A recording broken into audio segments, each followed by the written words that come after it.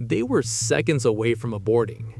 After everything it took to get there, after years of engineering, risk, and pressure, the first moon landing was about to be called off. Fuel was running out, alarms were going off, nothing was going according to plan. And in those final moments, one decision changed everything. For the first time in history, the United States had done what no nation had ever achieved before. It had sent humans across space, beyond Earth's orbit, all the way to the moon. Apollo 11 was not just a mission, it was the result of years of pressure, competition, and relentless engineering effort.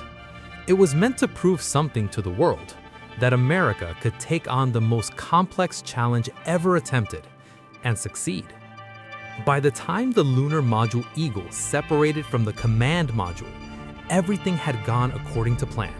The systems were working, the trajectory was stable, and the moment the entire mission had been building toward was finally within reach. Neil Armstrong and Buzz Aldrin were preparing to land. Calm, precise, trained for every known scenario. But what happened next was something no simulation had fully captured. As the Eagle began its descent toward the lunar surface, the onboard computer started to struggle. Suddenly, an alarm appeared, then another. Program alarms, unexpected, repeating. Inside the cramped module, Armstrong and Aldrin had to process what was happening in real time while continuing a descent that could not simply be paused. The computer, designed to manage navigation and landing data, was being overloaded. Back in Houston, engineers quickly realized what was happening. The computer was receiving more data than it could handle, forcing it to prioritize critical tasks and ignore the rest. It was a design feature, but one that had never been tested under these exact conditions. The question was simple, but urgent. Was it safe to continue? The decision came fast: continue. But the problems didn't stop.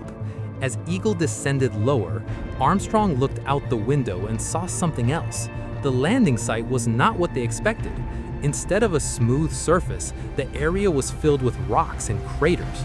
Landing there would risk tipping over the module, ending the mission instantly. With seconds passing, Armstrong took manual control.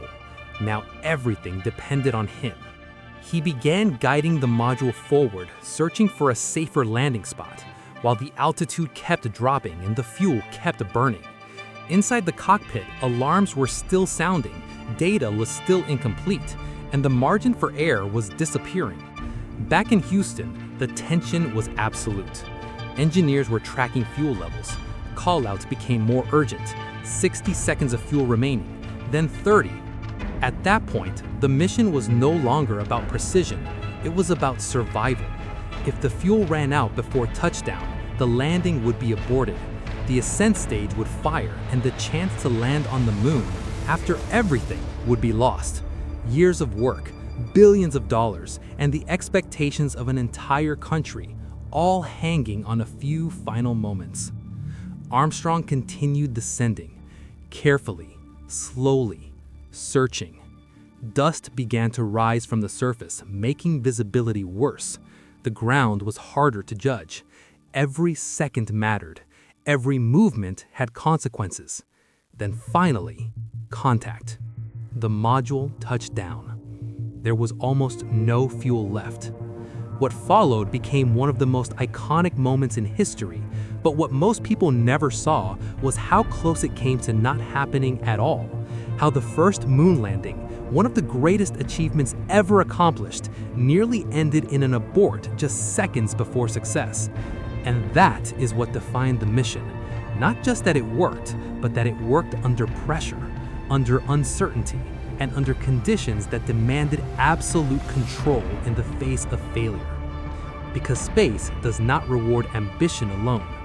It rewards those who can make the right decision when there is no time left to make it.